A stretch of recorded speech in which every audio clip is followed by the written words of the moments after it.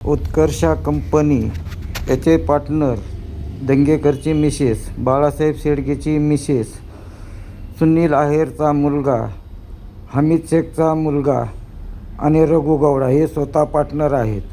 पर माझं यांची एक बिल घेतलेलं आहे, त्याचे बिलाचं पेमेंट आहे 20 लाख रुपये, तो दिले नाही. आणि 2 बिलं यांनी घेतलेले नाहीत, असे त्या 2 बिलाचं पेमेंट आहे 15-15 30 लाख रुपये, असे यांच्याकडून टोटल येणं आहे 50 लाख रुपये. मी 3 वर्षानं ह्या 50 लाखाचं 4% व्याज भरत आहे.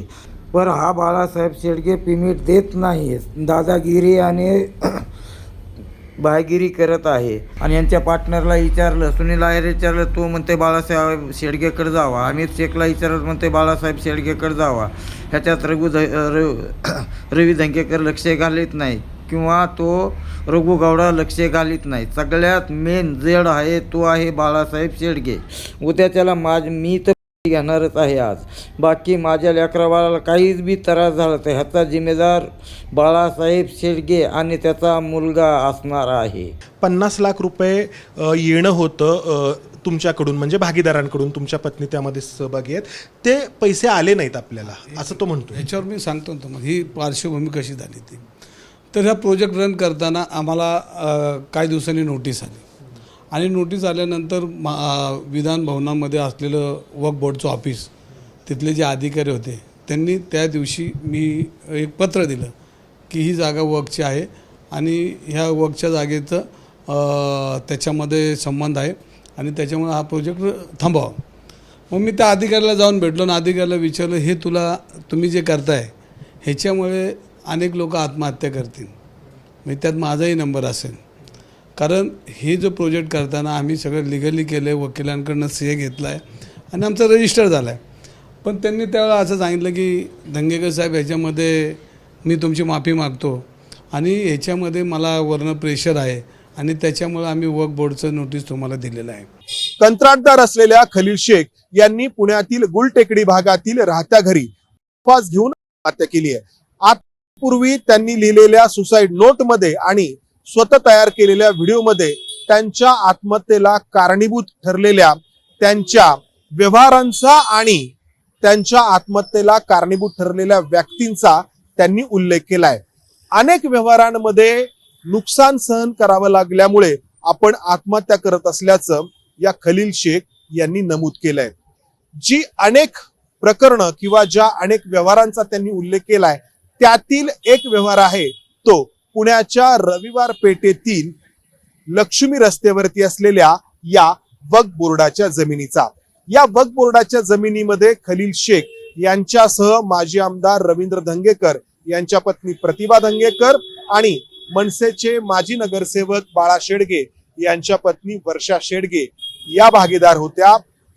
आणि या सगळ्या बांधकामाला 2024 मध्ये स्थगिती देण्यात आली होती. हे सगळं नक्की प्रकरण काय आहे, या जागेचा इतिहास काय आहे आणि पुण्यातील राजकारण कसं या सगळ्या प्रकरणाला कारणीभूत ठरलंय हे आपण या व्हिडिओच्या माध्यमातून जाणून घेण्याचा प्रयत्न करणार आहोत. कॅमेरामन राजेश बिडकरसह मी तुम्हा सगळ्यांचं या व्हिडिओमध्ये स्वागत करतो. हा सगळा प्रकार समजून घेण्याआधी आपल्याला या जागेचा इतिहास समजून घ्यावा लागेल. पुण्यातील लक्ष्मी रस्त्यावरती असलेली ही जागा, याआधी या ठिकाणी एक वाडा होता. मुंडे नावाच्या कुटुंबियांच्या तो मालकीचा होता.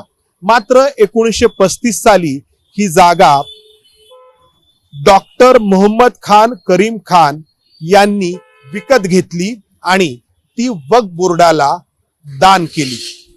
एकूण जागा होती 16,000 स्क्वेअर फूट. 1935 साली डॉक्टर मोहम्मद खान करीम खान यांनी ही जागा वक्फ बोर्डाला दान केल्यानंतर 1938 साली त्यांचं निधन झालं. ही जागा जी वाड्याच्या स्वरूपात त्यावेळी होती वक्फ बोर्डाकडे कायम राहिली आणि काही भाडेकरू त्या जागेमध्ये वास्तव्य वर्षानुवर्ष करत राहिले.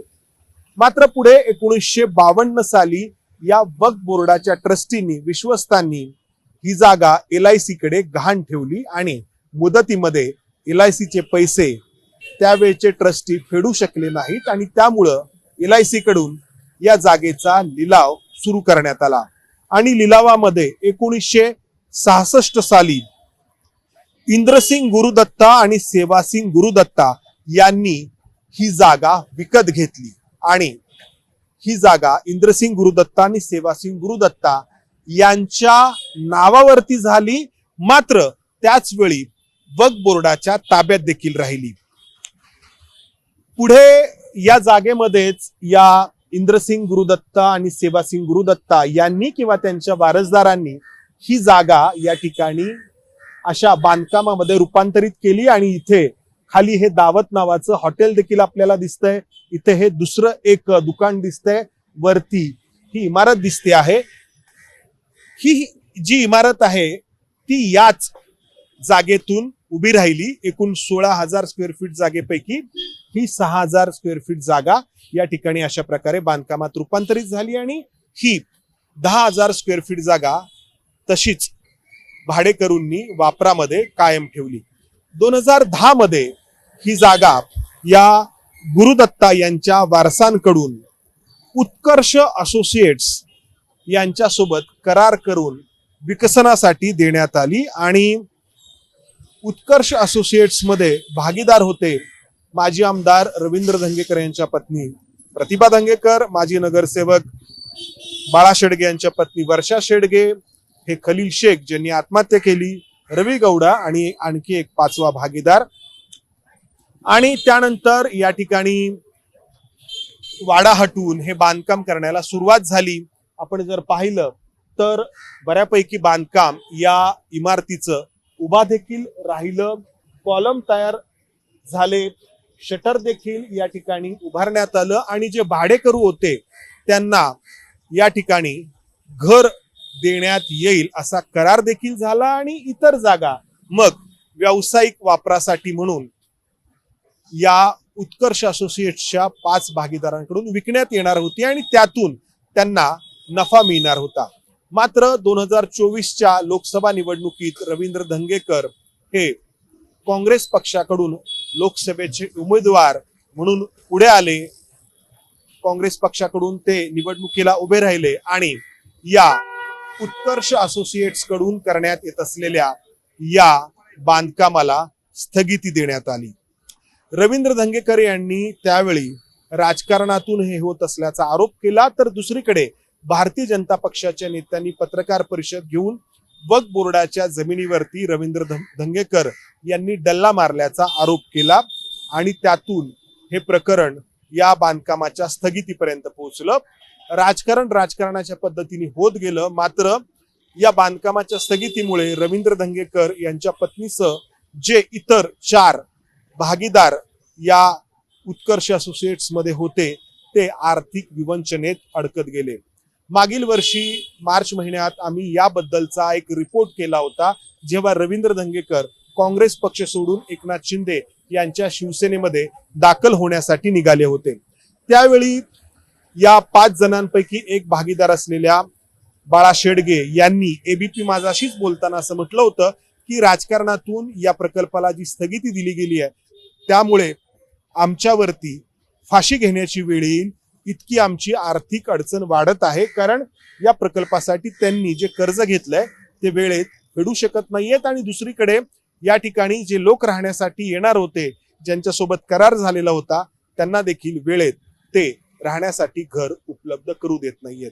बाळा शेडगे यांनी मागील वर्षी मार्च महिन्यात व्यक्त केलेली ही भीती अखेर खरे ठरली आणि खलील शेख या 5 पैकी एका भागीदाराने गळफास घेऊन आत्महत्या केली. रवींद्र धंगेकर यांनी या सगळ्या प्रकरणाला त्यांचे राजकीय विरोधक कारणीभूत असल्याचा आरोप पुन्हा एकदा केला. त्यांचा रोख अर्थातच भारतीय जनता पक्षाच्या नेत्यांकडे आहे. राज्यातील नेत्यांनी आणि त्यावेळी पुण्याचं पालकमंत्रीपद भूषवणाऱ्या नेत्यांनी या प्रकल्पाला स्थगिती दिली आणि त्यामुळं आपली आर्थिक विवंचना वाढली. 40 कोटीपर्यंत कर्ज या सगळ्या व्यावसायिक भागीदारांना झालं असं रवींद्र धंगेकर यांचं म्हणणं आहे. तर ज्यांनी आत्महत्या केली आहे खलील शेख यांनी जो व्हिडिओ तयार केलाय त्यामध्ये त्यांच्या आत्महत्येला ते अनेक त्यांच्या व्यवसायामध्ये ज्यांनी त्यांना त्रास दिला अशांना कारणीभूत धरतायत आणि त्यामध्ये एक महत्वाचं नाव ते घेतायत ते मनसेचे माजी नगरसेवक बाळा शेडगे यांचं. बाळा शेडगे यांनी वारंवार मागणी करून देखील पैसे दिले नाहीत. एकूण 50 लाख रुपये आपल्याला येणं होतं आणि ते आपल्याला धमकावत होते असं या खलील शेख यांनी म्हटलेलं आहे. आणि माजी आमदार रवींद्र धंगेकर हे या सगळ्या प्रकरणाकडे लक्ष देत नव्हते असंही त्यांनी या व्हिडिओमध्ये म्हटलेलं आहे. आणि त्यामुळे बाळा शेडगे आणि रवींद्र धंगेकर यांची नावं या सगळ्या प्रकरणाशी जोडली गेली आहेत आणि त्यांच्यामुळं अर्थातच या प्रकरणाला ज्यांनी स्थगिती दिली असा आरोप करण्यात येतोय त्या भारतीय जनता पक्षाच्या नेत्यांची देखील नावं जोडली गेली आहेत. बाळा शेडगे हे मनसेचे माजी नगरसेवक आहेत, राज ठाकरे यांचे जवळचे आहेत आणि या सगळ्या प्रकरणाला जेव्हा स्थगिती मिळाली तेव्हा त्यांनी राज ठाकरे यांना देखील याची माहिती दिली आणि यातून आपली सुटका करावी, आपल्याला मदत करावी अशी राज ठाकरे यांच्याकडे विनंती केली. आणि राज ठाकरे देखील राज्यातील नेतृत्वाशी त्यावेळी बोलले. मात्र काही अटी घालण्यात आल्या. त्या अटी अशा होत्या की या व्यवहारातून रवींद्र धंगेकर यांना बाहेर काढण्यात यावं आणि रवींद्र धंगेकर यांच्यासोबत किंवा त्यांच्या कुटुंबियांसोबत बाळा शेडगे यांनी आणि त्यांच्या कुटुंबियांनी कोणत्याही प्रकारचे संबंध ठेवू नयेत. मात्र तरी देखील या बांधकाम प्रकल्पावरची स्थगिती हटली नाही आणि प्रकरण इतकं चिघळत गेलं की खलील शेख यांना आत्महत्या करावी लागली.